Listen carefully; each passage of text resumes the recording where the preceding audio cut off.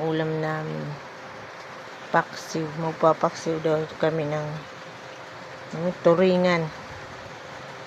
Tapos, butangan sa taron. Talong. Dapat daw doon yan muna sa baba. Kaso, hindi man ako marunong yung inuna ko yung yung isda. Kasi sa amin, pag nagpapaksi, wala nang mga gulay-gulay. Maraming gastos pa yan. Suka lang, luya, okay na asin.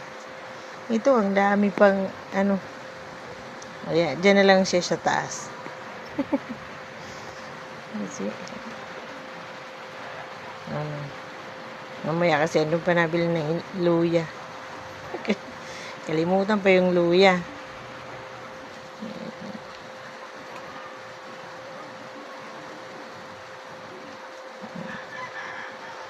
Ito yung namin mamaya ulam.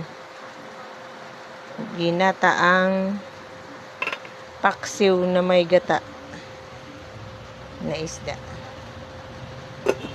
Pa natin at babay muna.